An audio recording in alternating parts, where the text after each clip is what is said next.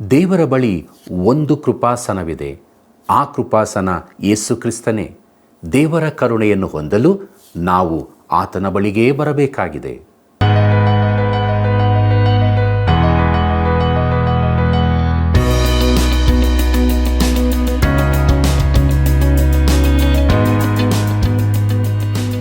ಪ್ರೀತಿಯುಳ್ಳ ಸಹೋದರ ಸಹೋದರಿಯರೇ, ನಿಮಗೆಲ್ಲರಿಗೂ ತುಂಬು ಹೃದಯದ ವಂದನೆಗಳು. ನಂಬಿಗಸ್ತನು ಆಶೀರ್ವಾದ ಪೂರ್ಣನಾಗುವನು. ಇದು ಯೋಬನ ಜೀವಿತದಲ್ಲಿ ನಿಜವಾಯಿತು.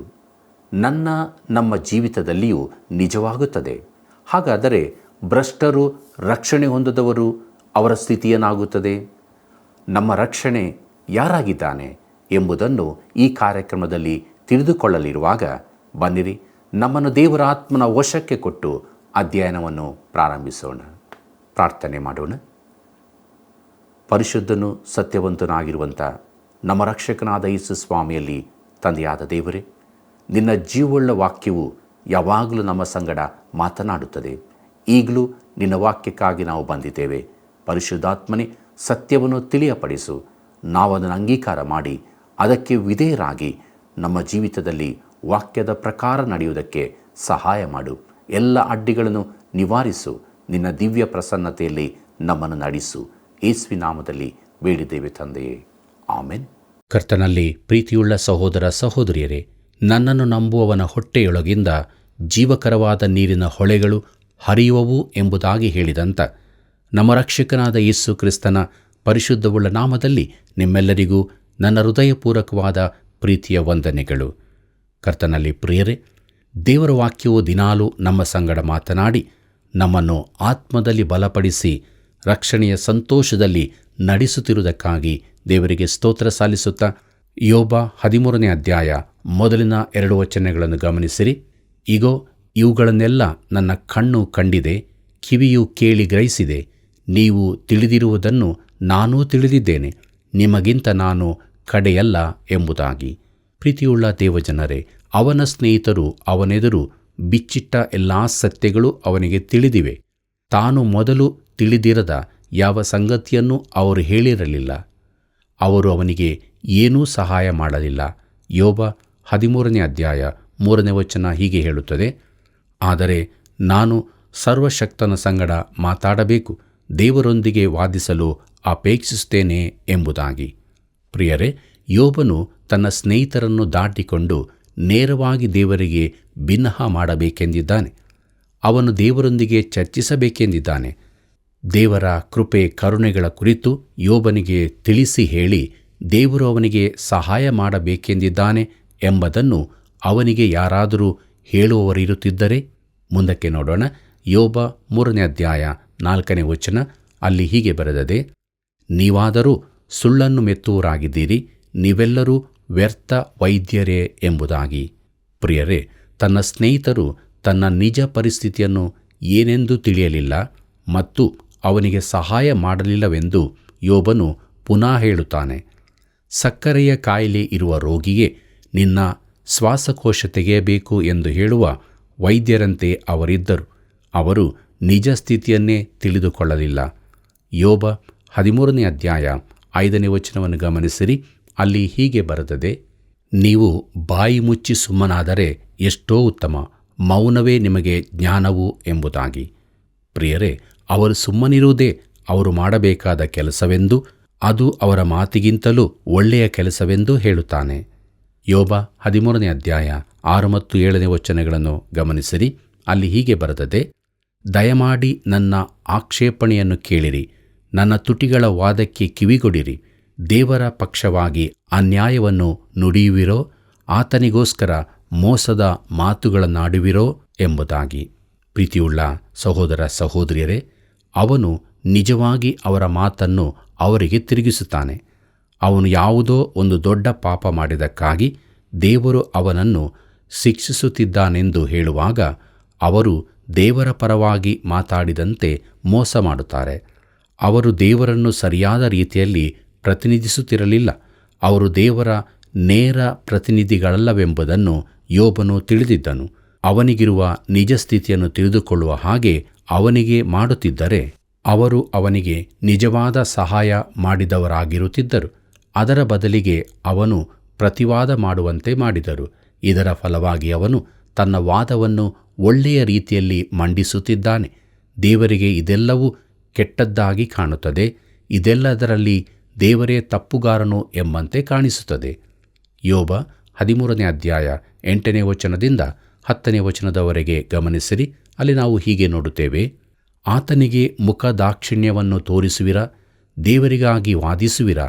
ಆತನು ನಿಮ್ಮನ್ನು ಶೋಧಿಸಿದರೆ ನಿಮಗೆ ಒಳ್ಳೆಯದಾಗುವುದೋ? ಮನುಷ್ಯನನ್ನು ಮೋಸಗೊಳಿಸುವಂತೆ ಆತನನ್ನು ಮೋಸಗೊಳಿಸುವಿರೋ? ನೀವು ರಹಸ್ಯವಾಗಿ ಪಕ್ಷಪಾತ ಮಾಡಿದರೆ ಆತನು ನಿಮ್ಮನ್ನು ಖಂಡಿಸುವನು ಎಂಬುದಾಗಿ. ಪ್ರೀತಿಯುಳ್ಳ ದೇವಜನರೇ, ದೇವರನ್ನು ತಪ್ಪಾಗಿ ಪ್ರತಿನಿಧಿಸಿದ್ದಕ್ಕಾಗಿ ದೇವರು ಅವರನ್ನು ಖಂಡಿತವಾಗಿ ದಂಡಿಸುತ್ತಾನೆ ಎಂದು ಯೋಬನು ಹೇಳುತ್ತಾನೆ.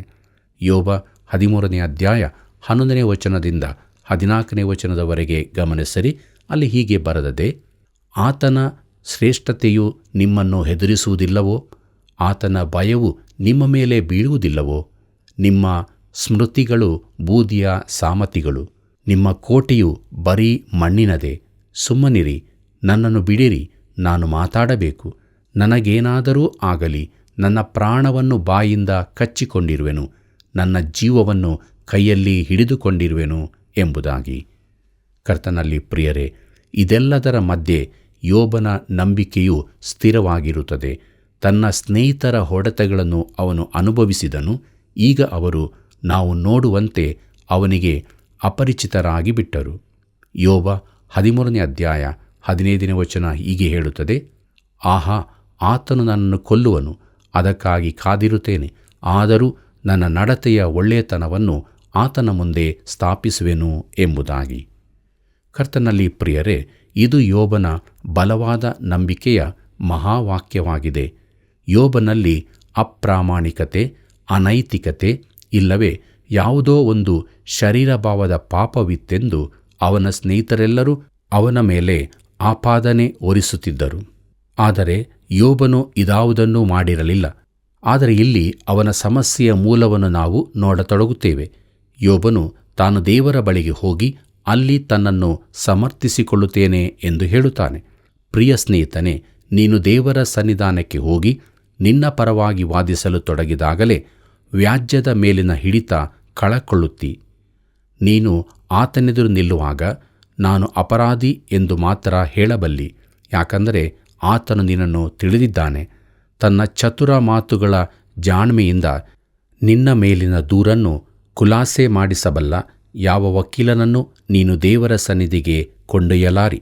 ಎಲ್ಲರೂ ಪಾಪ ಮಾಡಿ ದೇವರ ಮಹಿಮೆಯನ್ನು ಹೊಂದದೆ ಹೋಗಿದ್ದಾರೆ. ನೀತಿವಂತನು ಒಬ್ಬನೂ ಇಲ್ಲ. ಪಾಪ ಮಾಡುವ ಪ್ರಾಣಿಯೇ ಸಾಯುವನು ಎಂಬಿತ್ಯಾದಿ. ದೇವರ ಮಾತುಗಳನ್ನು ಸುಳ್ಳೆಂದು ಮಾಡಲು ಸಾಧ್ಯವಿಲ್ಲ. ಪ್ರಿಯರೇ, ದೇವರು ಇದನ್ನು ಯಾವುದನ್ನೂ ಬದಲಾಯಿಸಲಾರನು. ಯಾವ ಚತುರ ವಕೀಲನೂ ಇದರಿಂದ ನಿನ್ನನ್ನು ಹೊರಗೆ ತರಲಾರನು.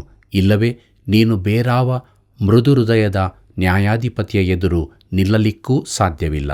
ಈ ವಿಶ್ವದೊಡೆಯನಾದ ದೇವರ ಎದುರು, ನೀತಿಯ ಅಧಿಪತಿಯಾದವನೆದುರು ನೀನು ನಿಲ್ಲಬೇಕಾಗಿದೆ. ಆತನೆದುರು ಯಾರೂ ಯಾವ ವ್ಯಾಜ್ಯವನ್ನೂ ಗೆಲ್ಲಲು ಸಾಧ್ಯವಿಲ್ಲ. ನೀನು ಮಾಡಬೇಕಾದದ್ದು ಒಂದೇ: ಒಳಕ್ಕೆ ಹೋಗಿ ನೀನು ತಪ್ಪು ಮಾಡಿದ್ದೀ ಎಂದು ಒಪ್ಪಿಕೊಂಡು ನ್ಯಾಯಾಧಿಪತಿಯ ಕರುಣೆಗಳಿಗೆ ನಿನ್ನನ್ನು ಒಪ್ಪಿಸಿಕೊಡುವುದಾಗಿದೆ. ದೇವರ ಬಳಿ ಒಂದು ಕೃಪಾಸನವಿದೆ. ಅದು ಕೃಪಾಸನ ಯಾಕೆಂದರೆ ಯೇಸು ಕ್ರಿಸ್ತನ ರಕ್ತ ಅದರ ಮೇಲೆ ಚೆಲ್ಲಲ್ಪಟ್ಟಿದೆ. ನಿನ್ನ ಪಾಪದ ಬೆಲೆಯನ್ನು ಯೇಸು ತೆತ್ತನು. ಶಿಕ್ಷೆಯನ್ನು ತಪ್ಪಿಸಿಕೊಳ್ಳಲು ನಿನಗಿರುವ ಮಾರ್ಗ ಇದೊಂದೇ ಆಗಿದೆ.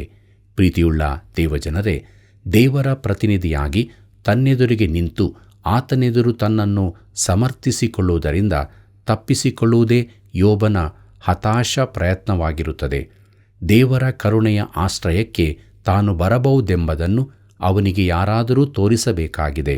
ಈ ಪುಸ್ತಕವು ನಮಗೆ ಅತಿ ವಿಶೇಷವಾದ ಸಂದೇಶವನ್ನು ಕೊಡುತ್ತದೆ. ಯೋಬ 13ನೇ ಅಧ್ಯಾಯ 16ನೇ ವಚನ ಹೀಗೆ ಹೇಳುತ್ತದೆ: ಭ್ರಷ್ಟನು ಆತನ ಮುಂದೆ ಬರುವುದಿಲ್ಲವೆಂಬುದೇ ನಾನು ರಕ್ಷಣೆಯನ್ನು ಹೊಂದುವೆನೆಂಬುದಕ್ಕೆ ಆಧಾರವಾಗಿದೆ ಎಂಬುದಾಗಿ. ಪ್ರೀತಿಯುಳ್ಳ ಸಹೋದರ ಸಹೋದರಿಯರೇ, ಈ ಮನುಷ್ಯನ ಆತ್ಮದೊಳಗೆ ಬೆಳಕಿನ ಕಿರಣಗಳು ಪ್ರವೇಶವಾಗುತ್ತಿವೆ. ಅವನು ಹೇಳುತ್ತಾನೆ, ಆತನು ನನಗೆ ರಕ್ಷಣೆಯಾಗಿದ್ದಾನೆ ಎಂದು. ದೇವರು ನಮ್ಮ ರಕ್ಷಣೆಯಾಗಿದ್ದಾನೆಂಬ ಸತ್ಯವು ಹಳೆ ಹೊಸ ಒಡಂಬಡಿಕೆಗಳ ಎರಡರ ಬೋಧನೆಯೂ ಆಗಿದೆ. ದಾವೀದನು ಪಾಪ ಮಾಡಿದ್ದರಿಂದ ಈ ಸತ್ಯಕ್ಕೆ ಜೋತು ಬಿದ್ದನು. ಅವನು ಪಾಪದಲ್ಲಿಯೇ ಜೀವಿಸಲಿಲ್ಲ, ಆದರೆ ಅವನಿಗೆ ಒಬ್ಬ ರಕ್ಷಕನ ಅಗತ್ಯವಿತ್ತು. ಅವನು ಹೀಗೆ ಬರೆದನು, ಆತನೇ ನನಗೆ ಶರಣನು, ರಕ್ಷಕನು, ದುರ್ಗವು, ನಾನು ಕದಲಿದರೂ ಬೀಳೇನು ಎಂಬುದಾಗಿ. ಕೀರ್ತನೆಗಳು 62 2ನೇ ವಚನದಲ್ಲಿ ಇದನ್ನಾವು ನೋಡುತ್ತೇವೆ. ರಕ್ಷಣೆಯು ನಿನ್ನ ಜೇಬಿನಲ್ಲಿಟ್ಟುಕೊಂಡು ಕಳೆದು ಹೋಗುವ ನಾಣ್ಯವಲ್ಲ. ರಕ್ಷಣೆ ಎಂದರೆ ದೇವರೇ. ಈಗ ರಕ್ಷಣೆ ಎಂದರೆ ಯೇಸು ಕ್ರಿಸ್ತನೇ. ನೀನು ಒಂದೋ ಆತನನ್ನು ಹೊಂದಿರುತ್ತಿ, ಇಲ್ಲವಾದರೆ ಹೊಂದಿರುವುದಿಲ್ಲ. ಒಂದೋ ಆತನನ್ನು ನಂಬಿರುವಿ ಅಥವಾ ನಂಬದೇ ಇರುವಿ. ಬೇರೆ ಯಾವ ರೀತಿಯೂ ಇರುವುದಿಲ್ಲ. ನೀನು ಒಂದೋ ಆಚೆ ಇಲ್ಲವೇ ಈಚೆ ನಿಂತಿರಬೇಕಾಗುತ್ತದೆ. ಒಂದೋ ನೀನು ಆತನ ಪರವಾಗಿರುತ್ತಿ, ಇಲ್ಲವಾದರೆ ಆತನಿಗೆ ವಿರುದ್ಧವಾಗಿರುತ್ತಿ. ಆಕಾಶದ ಕೆಳಗೆ ಭೂಮಿಯ ಮೇಲೆ ಕೊಡಲ್ಪಟ್ಟಿರುವ ಬೇರಾವ ಹೆಸರಿನಿಂದಲೂ ನಮಗೆ ರಕ್ಷಣೆ ಆಗುವುದಿಲ್ಲ ಎಂಬುದಾಗಿ ಅಪೊಸ್ತಲ ಕೃತ್ಯಗಳು 4ನೇ ಅಧ್ಯಾಯದ 12ನೇ ವಚನದ ಮೊದಲಿನ ಭಾಗದಲ್ಲಿ ನೋಡುತ್ತೇವೆ. ಪ್ರಿಯರೇ, ಮಾನವ ಜನಾಂಗಕ್ಕೆ ತಪ್ಪಿಸಿಕೊಳ್ಳುವ ಮಾರ್ಗ ಆತನು ಒಬ್ಬನೇ ಆಗಿದ್ದಾನೆ. ಅಬ್ರಹಾಮ, ಈಸಾಕ, ಯಾಕೋಬರಂಥ ಆದಿಪಿತೃಗಳ ಕಾಲದಲ್ಲಿ ಜೀವಿಸಿದಂಥ ಯೋಬನು ಈ ಬೆಳಕಿನ ಕಿರಣವನ್ನು ಹೊಂದಿದ್ದು ಅತ್ಯಾಶ್ಚರ್ಯವೇ ಸರಿ. ಯೋಬ 13ನೇ ಅಧ್ಯಾಯ 17ನೇ ವಚನ ಹೀಗೆ ಹೇಳುತ್ತದೆ, ನನ್ನ ಮಾತನ್ನು ಚೆನ್ನಾಗಿ ಕೇಳಿರಿ, ನನ್ನ ಅರಿಕೆಗೆ ಕಿವಿಗೊಡಿರಿ ಎಂಬುದಾಗಿ. ಪ್ರಿಯರೇ, ಯೋಬನು ನನ್ನ ಮಾತುಗಳಿಗೆ ಕಿವಿಗೊಡಿರಿ ಎಂದು ಹೇಳುತ್ತಿದ್ದಾನೆ. ಯೋಬ 13ನೇ ಅಧ್ಯಾಯ 18ನೇ ವಚನವನ್ನು ಗಮನಿಸಿರಿ. ಅಲ್ಲಿ ಹೀಗೆ ಬರೆದದೆ, ಇಗೋ, ನನ್ನ ನ್ಯಾಯವನ್ನು ಸಿದ್ಧಪಡಿಸಿದ್ದೇನೆ, ನಾನು ನೀತಿವಂತನೆಂಬುದಾಗಿ ನಿರ್ಣಯವಾಗುವುದೆಂದು ನನಗೆ ಗೊತ್ತೇ ಇದೆ ಎಂಬುದಾಗಿ. ಪ್ರೀತಿಯುಳ್ಳ ದೇವಜನರೇ, ದೇವರೆದುರಲ್ಲಿ ಕೂಡ ತನ್ನ ವ್ಯಾಜ್ಯದಲ್ಲಿ ತನಗೆ ಜಯ ಸಿಗುತ್ತದೆಂದು ಯೋಬನು ನೆನೆಸಿದನು. ತಾನು ನೀತಿವಂತನೆಂದು ಕಂಡುಬರುತ್ತೇನೆ ಎಂದು ಹೇಳುತ್ತಾನೆ. ಆದರೆ ತನಗಾಗಿ ಆ ನೀತಿವಂತಿಕೆಯನ್ನು ಬೇರಾರಾದರೂ ಸಂಪಾದಿಸಿದಾರೆಂದು ಹೇಳಿಕೊಳ್ಳುವುದಿಲ್ಲ. ಪ್ರೀತಿಯುಳ್ಳ ಸಹೋದರ ಸಹೋದರಿಯರೇ, ಈ ದಿನಗಳಲ್ಲಿ ಜನರು ಹೇಳುತ್ತಾರೆ, ನಾನು ದೇವರೆದುರು ಬರಲು ಭಯಪಡುವನಲ್ಲ, ನನ್ನ ಒಳ್ಳೆಯ ಕ್ರಿಯೆಗಳೇ ನನ್ನನ್ನು ಒಳ್ಳೆಯವನೆಂದು ಸಾಬೀತುಪಡಿಸುತ್ತವೆ ಎಂಬುದಾಗಿ. ಅಂಥವರಿಗೆ ನನ್ನ ಮಾತು ಹೀಗಿದೆ, ಅವರು ಈಗಾಗಲೇ ದೇವರೆದುರು ಅಪರಾಧಿಗಳೆಂಬ ನಿರ್ಣಯ ಉಂಟಾಗಿದೆ. ಪ್ರಿಯರೇ, ನಾವು ಎಲ್ಲರೂ ಪಾಪಿಗಳಾಗಿದ್ದೇವೆ. ನಮ್ಮ ಹೃದಯಗಳು ಕೆಟ್ಟವುಗಳಾಗಿರುವುದರಿಂದ ದೇವರಿಗೆ ವಿರುದ್ಧವಾಗಿ ದಂಗೆ ಎದ್ದಿರುವ ಜಗತ್ತಿನಲ್ಲಿ ನಾವು ವಾಸಿಸುತ್ತಿದ್ದೇವೆ. ಯೋಬ 13ನೇ ಅಧ್ಯಾಯ 19ನೇ ವಚನ ಹೀಗೆ ಹೇಳುತ್ತದೆ, ನನಗೆ ಪ್ರತಿವಾದಿ ಇದ್ದಾನೋ, ಇದ್ದರೆ ಸುಮ್ಮನಾಗಿ ಪ್ರಾಣ ಬಿಡುವೆನು ಎಂಬುದಾಗಿ. ಪ್ರೀತಿಯುಳ್ಳ ದೇವಜನರೇ, ಇದು ಆಸಕ್ತಿಕರವಾದದ್ದಾಗಿದೆ. ಆರಂಭದಲ್ಲಿ ಯೋಬನು ತಾನು ಸಾಯಲಿಚ್ಛಿಸುತ್ತೇನೆಂದು, ತಾನು ಹುಟ್ಟದಿದ್ದರೆ ಒಳ್ಳೆಯದಿತ್ತು ಎಂದು ಹೇಳಿದನು. ಆದರೆ ಈಗ ಹೇಳುತ್ತಾನೆ, ತಾನು ಬಾಯಿ ಮುಚ್ಚಿದರೆ ಪ್ರಾಣ ಬಿಡುತ್ತೇನೆ ಎಂಬುದಾಗಿ. ಯೋಬನೇ, ಹಾಗಾದರೆ ನಿನಗೆ ಸಾಯಬೇಕೆಂದಿದ್ದರೆ ಯಾಕೆ ಬಾಯಿ ಮುಚ್ಚಬಾರದು? ಅವನು ಹಾಗೆ ಮಾಡುವುದಿಲ್ಲವೆಂದು ನೋಡುತ್ತೇವೆ. ಅವನು ಮಾತನಾಡುತ್ತಾನೆ. ನಮ್ಮೆಲ್ಲರ ಸ್ಥಿತಿಯು ಇದೇ ಆಗಿದೆ. ನಮ್ಮೆಲ್ಲರಿಗೂ ಹೇಳಲು ತುಂಬಾ ಇರುತ್ತದೆ.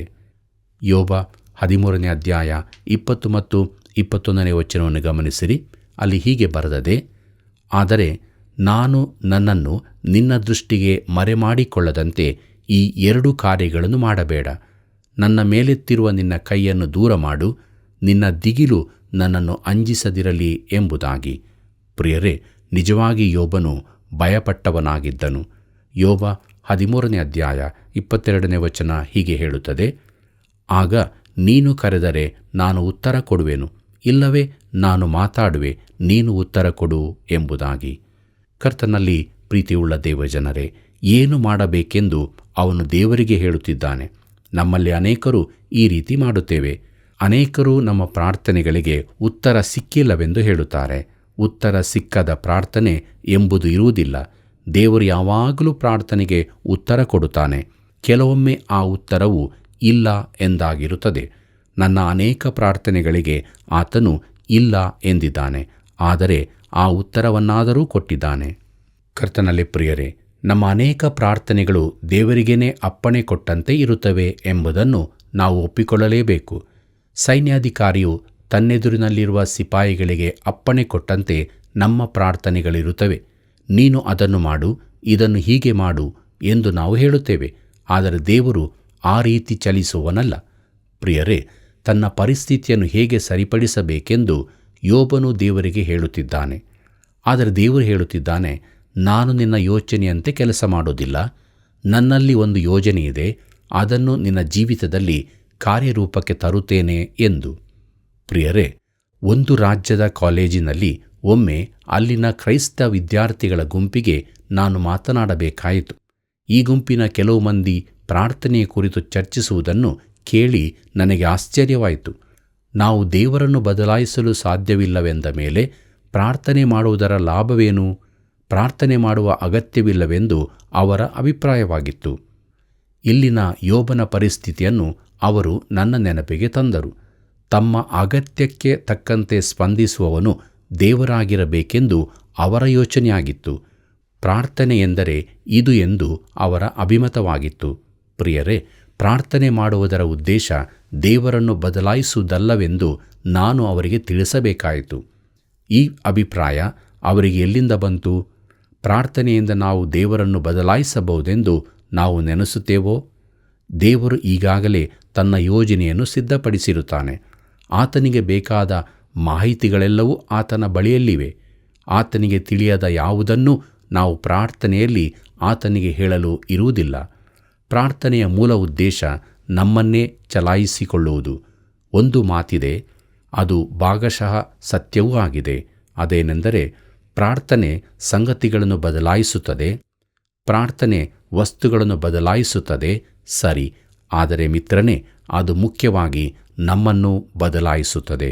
ದೇವರಿಗೆ ಮಹಿಮೆಯಾಗಲಿ.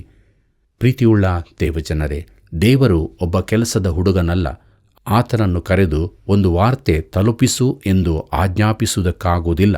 ಯೋಬನು ದೇವರಿಂದ ಆ ರೀತಿ ಮಾಡಿಸಲು ಪ್ರಯತ್ನಿಸುತ್ತಾನೆ. ನಾನು ಯೋಬನನ್ನು ದೂರುತ್ತಿಲ್ಲ. ನಾನು ಅನೇಕ ಬಾರಿ ಹೀಗೆ ಮಾಡಿದ್ದೇನೆ. ಯೋಬ 13ನೇ ಅಧ್ಯಾಯ 23ನೇ ವಚನದಿಂದ 25ನೇ ವಚನದವರೆಗೆ ಗಮನಿಸಿರಿ. ಅಲ್ಲಿ ಹೀಗೆ ಬರೆದದೆ, ನನ್ನ ಪಾಪ ದೋಷಗಳೆಷ್ಟು? ನನ್ನ ಪಾಪವನ್ನೂ ದ್ರೋಹವನ್ನೂ ನನಗೆ ತಿಳಿಯಪಡಿಸು. ನೀನು ವಿಮುಖನಾಗಿ ನನ್ನನ್ನು ಶತ್ರುವೆಂದೆಣಿಸಿರುವುದಕ್ಕೆ ಹಾರಿಹೋಗುವ ಎಲೆಯನ್ನು ನಡುಗಿಸುವಿಯಾ? ಒಣಗಿದ ಹೊಟ್ಟನ್ನು ಅಟ್ಟಿಬಿಡುವಿಯಾ ಎಂಬುದಾಗಿ. ಪ್ರೀತಿಯುಳ್ಳ ದೇವಜನರೇ, ನಿಜವಾಗಿಯೂ ಯೋಬನು ದೇವರೊಂದಿಗೆ ಮುಖಾಮುಖಿ ಸ್ಪರ್ಧೆಯನ್ನು ಬಯಸುತ್ತಾನೆ. ತನ್ನಲ್ಲಿ ಎಷ್ಟು ಪಾಪ ಅಪರಾಧಗಳಿವೆ ಎಂಬುದನ್ನು ತಿಳಿದುಕೊಂಡು ತನಗೆ ಈ ಪರಿಸ್ಥಿತಿ ಬರಲು ಕಾರಣವನ್ನು ಅರ್ಥ ಮಾಡಿಕೊಳ್ಳಲು ಆಶಿಸಿದನು. ಅತ್ತಿತ್ತ ಹಾರುವ ಎಲೆಯಂತೆ ಎಲ್ಲರಿಂದಲೂ ತುಳಿಸಿಕೊಂಡವನಾಗಿದ್ದೇನೆ ಎಂದು ಹೇಳುತ್ತಾನೆ. ಯೋಬ 13ನೇ ಅಧ್ಯಾಯ 27 ಮತ್ತು 28ನೇ ವಚನಗಳನ್ನು ಗಮನಿಸಿರಿ. ಅಲ್ಲಿ ಹೀಗೆ ಬರೆದದೆ, ನೀನು ನನ್ನ ಕಾಲುಗಳನ್ನು ಕೋಳಕ್ಕೆ ಹಾಕಿದ್ದಿ, ನನ್ನ ದಾರಿಗಳನ್ನೆಲ್ಲ ಮಂದಟ್ಟು ಮಾಡಿ ನನ್ನ ಹೆಜ್ಜೆಗಳ ಸುತ್ತಲೂ ಗೆರೆ ಎಳೆದಿದ್ದಿ. ಕೊಳೆಯುವ ಪದಾರ್ಥದಂತೆಯೂ ನುಸಿ ಹಿಡಿದ ಬಟ್ಟೆಯ ಹಾಗೂ ಕ್ಷಯಿಸಿ ಹೋಗುತ್ತಿದ್ದೇನೆ ಎಂಬುದಾಗಿ. ಪ್ರಿಯರೇ, ತಾನು ಕೊಳೆತು ನಾಶವಾಗುತ್ತಿದ್ದೇನೆ ಎಂದು ಯೋಬನು ನೆನೆಸಿಕೊಳ್ಳುತ್ತಿದ್ದಾನೆ. ತನ್ನ ಸಂಕಟಗಳಿಗೆ ಯಾವ ಅರ್ಥವೂ ಕಾಣುವುದಿಲ್ಲ. ಮುಂದಕ್ಕೆ ನೋಡೋಣ. ಮರಣದ ಕುರಿತು ಯೋಬನ ಶೋಕಗೀತೆ ಎಂಬುದಾಗಿದೆ. ಯೋಬ 14ನೇ ಅಧ್ಯಾಯ 1ನೇ ವಚನ ಹೀಗೆ ಹೇಳುತ್ತದೆ, ಸ್ತ್ರೀಯಲ್ಲಿ ಹುಟ್ಟಿದ ಮನುಷ್ಯನು ಅಲ್ಪಾಯುಷನಾಗಿಯೂ ಕಳವಳದಿಂದ ತುಂಬಿದವನಾಗಿಯೂ ಇರುವನು ಎಂಬುದಾಗಿ. ಪ್ರಿಯರೇ, ಇದಕ್ಕಿಂತ ಸತ್ಯವಾದ ಮಾತು ಬೇರೆ ಇರಲಿಕ್ಕಿಲ್ಲ. ಸಂಕಟಗಳು ಮಾನವರೆಲ್ಲರ ಸಮಾನ ಪಾಲಾಗಿರುತ್ತದೆ. ನಾವೆಲ್ಲರೂ ಸಂಕಟಗಳನ್ನು ಅನುಭವಿಸುತ್ತಿದ್ದೇವೆ. ಎಲಿಫಜನು ಹೇಳಿದ ಹಾಗೆ ಕಿಡಿಗಳು ಮೇಲಕ್ಕೆ ಹಾರುವುದು, ಮನುಷ್ಯರು ಶ್ರಮೆ ಅನುಭವಿಸುವುದು ಸಹಜ. ಇದನ್ನು ಯೋಬ 5ನೇ ಅಧ್ಯಾಯ 7ನೇ ವಚನದಲ್ಲಿ ಓದುತ್ತೇವೆ. ಪ್ರಿಯರೇ, ಸಂಕಟವು ಮಾನವ ಸಂತತಿಗೆಲ್ಲ ತಿಳಿದಿರುವ ಭಾಷೆಯೇ ಆಗಿದೆ. ಯೋಬ 14ನೇ ಅಧ್ಯಾಯ 2ನೇ ವಚನ ಹೀಗೆ ಹೇಳುತ್ತದೆ, ಹೂವಿನ ಹಾಗೆ ಅರಳಿ ಬಾಡುವನು, ನೆರಳಿನಂತೆ ನಿಲ್ಲದೆ ಓಡಿ ಹೋಗುವನು ಎಂಬುದಾಗಿ. ಪ್ರೀತಿಯುಳ್ಳ ದೇವಜನರೇ, ಮರಣವು ಅನಿವಾರ್ಯವೆಂದು, ನಾವು ಈ ಲೋಕವನ್ನು ಬಿಟ್ಟು ಹೋಗಲೇಬೇಕಾಗಿದೆ ಎಂದು ಯೋಬನು ಹೇಳುತ್ತಿದ್ದಾನೆ. ಜೀವನವು ನೆರಳಿನಂತಿದೆ. ಸೂರ್ಯನು ಮುಳುಗಿದಾಗ ನೆರಳಿನ ಗತಿ ಏನಾಗುವುದು? ಅದು ಮಾಯವಾಗುತ್ತದೆ. ಯೋಬ 14ನೇ ಅಧ್ಯಾಯ 3ನೇ ವಚನವನ್ನು ಗಮನಿಸಿರಿ. ಅಲ್ಲಿ ಹೀಗೆ ಬರೆದದೆ, ನೀನು ಇಂಥವನಾದ ನನ್ನ ಮೇಲೆ ಕಣ್ಣಿಟ್ಟು ನಿನ್ನ ನ್ಯಾಯಸ್ಥಾನಕ್ಕೆ ನನ್ನನ್ನು ಬರಮಾಡುವೆಯಾ ಎಂಬುದಾಗಿ. ಪ್ರಿಯರೇ, ಕೀಳಲ್ಪಟ್ಟ ಹೂವಿನ ಹಾಗೆ, ಮಾಯವಾಗುವ ನೆರಳಿನ ಹಾಗೆ ನನ್ನ ಜೀವಿತವೂ ಇದೆ. ಆದರೂ ದೇವರು ನನ್ನನ್ನು ನೋಡಿ ನನ್ನೊಂದಿಗೆ ವ್ಯವಹರಿಸುತ್ತಾನೆ ಎಂಬುದಾಗಿ ಯೋಬನು ಹೇಳುತ್ತಾನೆ. ಯೋಬ 14ನೇ ಅಧ್ಯಾಯ 4ನೇ ವಚನವನ್ನು ಗಮನಿಸಿರಿ. ಅಲ್ಲಿ ಹೀಗೆ ಬರೆದದೆ, ಅಶುದ್ಧದಿಂದ ಶುದ್ಧವು ಉಂಟಾದೀತೆ, ಎಂದಿಗೂ ಇಲ್ಲ ಎಂಬುದಾಗಿ. ಪ್ರೀತಿಯುಳ್ಳ ದೇವಜನರೇ, ಒಂದು ಮಹಾ ಸತ್ಯವನ್ನು ಇಲ್ಲಿ ಹೇಳುತ್ತಾನೆ. ನಾವೆಲ್ಲರೂ ಪಾಪಿಗಳಾಗಿ ಹುಟ್ಟಿದ್ದೇವೆ. ದಾವೀದನು ಹೇಳಿದ್ದಾನೆ 51ನೇ ಕೀರ್ತನೆ 5ನೇ ವಚನದಲ್ಲಿ, ಹುಟ್ಟಿದಂದಿನಿಂದ ನಾನು ಪಾಪಿಯೇ, ಮಾತೃಗರ್ಭವನ್ನು ಸೇರಿದ ದಿನದಿಂದ ದ್ರೋಹಿಯೇ ಎಂಬುದಾಗಿ. ಪ್ರಿಯರೇ, ನಮ್ಮ ತಂದೆ ತಾಯಿಗಳು ಪಾಪಿಗಳಾಗಿರುವಾಗ ನಮ್ಮಲ್ಲಿ ಯಾರಾದರೂ ಪಾಪರಹಿತರಾಗಿರಲು ಸಾಧ್ಯವೇ? ಅಶುದ್ಧ ವಸ್ತುವಿನಿಂದ ಶುದ್ಧ ವಸ್ತುವನ್ನು ತೆಗೆಯಲು ಸಾಧ್ಯವಿಲ್ಲ. ಇದು ಸಾರ್ವತ್ರಿಕ ಸತ್ಯವಾಗಿದೆ. ಯೋಬ 14ನೇ ಅಧ್ಯಾಯ 5ನೇ ವಚನ ಹೀಗೆ ಹೇಳುತ್ತದೆ, ಮನುಷ್ಯನ ದಿನಗಳು ಇಷ್ಟೇ ಎಂಬುದು ತೀರ್ಮಾನವಾಗಿದೆಯಲ್ಲ, ಅವನ ತಿಂಗಳುಗಳ ಲೆಕ್ಕವು ನಿನಗೆ ಗೊತ್ತು, ದಾಟಲಾರದ ಗಡಿಗಳನ್ನು ಅವನಿಗೆ ನೇಮಿಸಿದ್ದೀ ಎಂಬುದಾಗಿ. ಪ್ರಿಯರೇ, ಮನುಷ್ಯನಾಗಿ ತಾನು ಕಠಿಣವಾಗಿ ಕಟ್ಟಲ್ಪಟ್ಟಿದ್ದೇನೆ ಎಂದು ಯೋಬನು ಹೇಳುತ್ತಾನೆ. ದಾವೀದನು ಬರೆದನು 23ನೇ ಕೀರ್ತನೆ 4ನೇ ವಚನದಲ್ಲಿ, ನಾನು ಕಾರ್ಗತ್ತಲಿನ ಕಣಿವೆಯಲ್ಲಿ ನಡೆಯುವಾಗಲೂ ಎಂಬುದಾಗಿ. ಮುಂದಕ್ಕೆ ನೋಡೋಣ. ಕೊನೆಯದಾಗಿ ಯೋಬ 14ನೇ ಅಧ್ಯಾಯ 14 ಮತ್ತು 15ನೇ ವಚನವನ್ನು ಗಮನಿಸಿರಿ. ಅಲ್ಲಿ ಹೀಗೆ ಬರೆದದೆ, ಒಬ್ಬ ಮನುಷ್ಯನು ಸತ್ತು ಪುನಃ ಬದುಕಾನೆ? ಹಾಗಾಗುವುದಾದರೆ ನನಗೆ ಬಿಡುಗಡೆಯಾಗುವವರೆಗೆ ನನ್ನ ವಾಯಿದೆಯ ದಿನಗಳೆಲ್ಲ ಕಾದುಕೊಂಡಿರುವೆನು. ನೀನು ಕರೆದರೆ ಉತ್ತರ ಕೊಡುವೆನು. ನೀನು ಸೃಷ್ಟಿಸಿದ ನನ್ನ ಮೇಲೆ ನಿನಗೆ ಹಂಬಲಿಕೆ ಹುಟ್ಟಿತು ಎಂಬುದಾಗಿ. ಕರ್ತನಲ್ಲಿ ಪ್ರಿಯರೇ, ಮಾನವನಲ್ಲಿ ಇದು ಒಂದು ದೊಡ್ಡ ಪ್ರಶ್ನೆಯಾಗಿಯೇ ಉಳಿದಿತ್ತು. ಒಬ್ಬ ಮನುಷ್ಯನು ಸತ್ತರೆ ಪುನಃ ಬದುಕುವನೇ ಎಂದು, ಮರಣದಲ್ಲಿಯೂ ದೇವರು ತನ್ನನ್ನು ಕರೆಯುವನೆಂದು, ತಾನು ಆ ಕರೆಗೆ ಓಗೊಡುವೆನೆಂದು ಯೋಬನು ತಿಳಿದಿದ್ದಾನೆ. ಅಂದರೆ ನಮ್ಮ ಮರಣದಲ್ಲಿ ಎಲ್ಲವೂ ಅಂತ್ಯವಾಗುವುದಿಲ್ಲ. ಮರಣವು ಎಲ್ಲದರ ಕೊನೆಯಲ್ಲ. ಯೋಬನ ಈ ಮಾತನ್ನು ನಾವು ಮುಂದಕ್ಕೆ ಕೇಳಲಿದ್ದೇವೆ. ನಾನಂತೂ ನನ್ನ ವಿಮೋಚಕನು ಜೀವಸ್ವರೂಪನೆಂದು ಬಲ್ಲೆನು. ಆತನು ಕಡೆಗೆ ಧೂಳಿನ ಮೇಲೆ ಸಾಕ್ಷಿಯಾಗಿ ನಿಂತುಕೊಳ್ಳುವನು. ನನ್ನ ಚರ್ಮವು ಹೀಗೆ ಬಿರಿದು ಹಾಳಾದ ಬಳಿಕ ನಿರ್ದೇಹನಾಗಿ ದೇವರನ್ನು ನೋಡುವೆನು. ಕಣ್ಣಾರೆ ಕಾಣುವೆನು. ನಾನೇ ನನಗೆ ನೋಡುವೆನು, ಮತ್ತೊಬ್ಬನಾಗಿ ಅಲ್ಲ. ನನ್ನ ಹೃದಯವು ಹಂಬಲಿಕೆಯಿಂದ ನನ್ನಲ್ಲಿ ಕುಂದಿದೆ. ಇದನ್ನು ನಾವು ಯೋಬ 19ನೇ ಅಧ್ಯಾಯ 25ನೇ ವಚನದಿಂದ 27ನೇ ವಚನದವರೆಗೆ ನೋಡುತ್ತೇವೆ. ಪ್ರಿಯರೇ, ಈ ಅಧ್ಯಾಯವು ಮರಣದ ಕುರಿತ ಅಂತಿಮ ಗೀತೆಯಾಗಿದೆ. ಈ ಭಾಗವನ್ನು ನೀನು ಪೂರ್ಣವಾಗಿ ಓದಬೇಕೆಂದು ನಾನು ಸಲಹೆ ನೀಡುತ್ತೇನೆ. ಪ್ರೀತಿಯುಳ್ಳ ದೇವಜನರೇ, ದೇವರ ವಾಕ್ಯವು ನಮ್ಮ ಜೀವಿತಕ್ಕೆ ಬಲವಾದ ಒಂದು ಸತ್ಯವನ್ನು ತಿಳಿಸಿದೆಯಲ್ಲವೇ? ಹೌದು ಪ್ರಿಯರೇ, ನಮ್ಮ ಜೀವಿತವೂ ಕೂಡ ಈ ಲೋಕದಲ್ಲಿ ಯಾವಾಗಲೂ ದೇವರನ್ನೇ ಆತುಕೊಂಡು ನಾವು ಯಾವಾಗಲೂ ಸಿದ್ಧರಾಗಿಯೇ ಮುಂದೆ ಸಾಗುವರಾಗಬೇಕು. ಆದ್ದರಿಂದ ದೇವರ ಮೇಲೆ ನಾವಿಟ್ಟಂಥ ನಂಬಿಕೆಯಲ್ಲಿ ಸ್ಥಿರಚಿತ್ತದಿಂದ ಮುಂದೆ ಮುಂದೆ ಓಡೋಣ ಮತ್ತು ನಿತ್ಯ ಜೀವವನ್ನು ಪಡೆದುಕೊಳ್ಳೋಣ. ಹೀಗಾಗುವಂತೆ ದೇವರು ತಾನು ನಮಗೆ ಸಹಾಯ ಮಾಡಿ ನಡೆಸಲಿ. ಕರ್ತನ ಕೃಪೆಯು ಸದಾ ನಿಮ್ಮ ಸಂಗಡ ಇರಲಿ. ಯೋಬನ ಸ್ನೇಹಿತರಿಗೆ ಅವನ ನಿಜ ಸ್ಥಿತಿ ಏನೆಂದು ಗೊತ್ತಾಗಲಿಲ್ಲ. ಅವರು ಸುಳ್ಳನ್ನು ಮೆತ್ತುವವರಾದರು. ನಾವು ಕೂಡ ಅನೇಕ ಬಾರಿ ಹೀಗೇ ಇರುತ್ತೇವೆ ಅಲ್ಲವೇ? ಆದರೆ ನಮ್ಮ ರಕ್ಷಣೆ ಆಗಿರುವ ಯೇಸು ಕ್ರಿಸ್ತನ ಮೂಲಕ ಬಲ ಹೊಂದಿ ನಿರೀಕ್ಷೆಯಲ್ಲಿ ನಂಬಿಗಸ್ತಿಕೆಯ ಜೀವಿತದಲ್ಲಿ ಮುನ್ನಡೆಯುವುದಾದರೆ ಜಯವು ನಮ್ಮದಾಗುತ್ತದೆ. ಹಾಗಾಗುವಂತೆ ನಾವೆಲ್ಲರೂ ದೇವ ಭಯಭಕ್ತಿಯಲ್ಲಿ ಜೀವಿಸೋಣವೇ? ಪ್ರಿಯ ವೀಕ್ಷಕರೇ, ರಕ್ಷಣೆ ಯಾರು ಎಂಬುದನ್ನು ತಿಳಿದುಕೊಂಡೆವು. ಆದುದರಿಂದ ನಮ್ಮವರು, ನಮ್ಮ ಎಲ್ಲ ಜನರು ಈ ಸತ್ಯವನ್ನು ತಿಳಿದುಕೊಳ್ಳಲು ಈ ಸೇವೆಯ ಅಭಿವೃದ್ಧಿಗಾಗಿ ಹಿಂದೆ ಮಿಸ್ ಕಾಲ್ ನೀಡಿರಿ. ನೀವು ಹೊಂದಿದ ಆಶೀರ್ವಾದಗಳನ್ನು ನಮಗೆ ತಿಳಿಯಪಡಿಸಿರಿ. ವಂದನೆಗಳು.